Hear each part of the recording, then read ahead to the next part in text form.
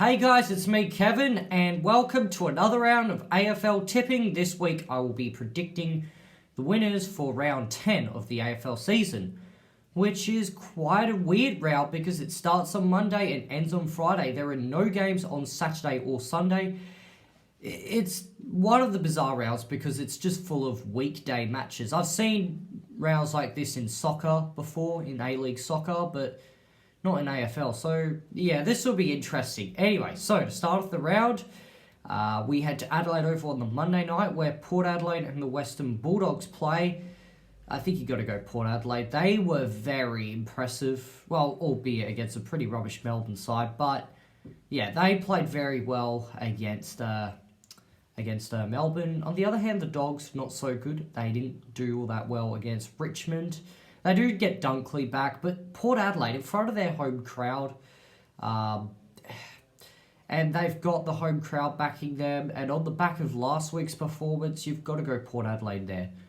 On Tuesday night at the Gabba is Brisbane and Richmond. No, it's at Metricon Stadium. I don't know why. Why is Brisbane getting games in Metricon? They already get a crap load at the Gabba. I don't get this. Anyway, whatever. So it's at Metricon Stadium. I think Richmond will win. Because they were pretty impressive against the Dogs. Yeah, alright, Brisbane were good against Essendon. But the one stat which basically made me decide tip Richmond was the fact that they haven't actually lost to Brisbane since 2009. I think it's a 14-game winning streak for the Tigers. I think that's set to continue on Tuesday night, and based on last week, the way they played against the Dogs, there's no reason why they shouldn't. Well, the only reason why they would end that streak is Brisbane outplays them. I don't think that'll be the case. I think Richmond, if they come fit and firing, I think they will take care of Brisbane. Because we've seen that Brisbane don't necessarily play well against the top sides. We saw that with Geelong, and they didn't do that well against Hawthorn, even though they've been lacklustre. So, Richmond it is for me. Wednesday afternoon, Geelong and North Melbourne at the Gabba. Geelong will win easily, despite the fact that they lost North 1. Look, North scored the highest score of the year, but that was against Adelaide. I wouldn't take much note for that. Geelong, they've been a very impressive side for most of the year.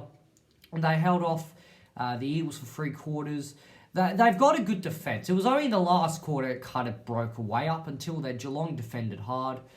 I feel they're going to restrict North to another low score, and that's why I think Geelong will win.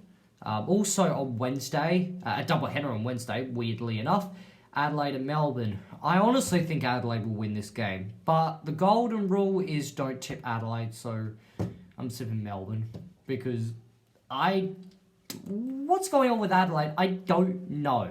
Alright, they conceded the highest score of the year to a 17th ranked side who had lost the previous 6 games, and for them to concede 120 points like that, it's ridiculous. So I don't know if I can tip Adelaide. I think they'll win, but I'm tipping Melbourne just because I can't trust the Crows.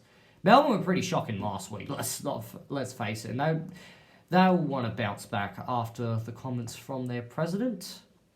Anyway. On to Thursday, it starts off in the afternoon where Collingwood plays Sydney. Look, I think Collingwood bounce back. I mean, they've been bad in the last 2 weeks against the home teams from WA. I think they come up against Sydney and it should be an easy win for them. Sydney haven't been all that great this year. So, I think Collingwood will bounce back and will beat Sydney. Also, remember, first time they landed to Perth, they won. When they landed into Sydney, they won. So, they might land into Queensland and win.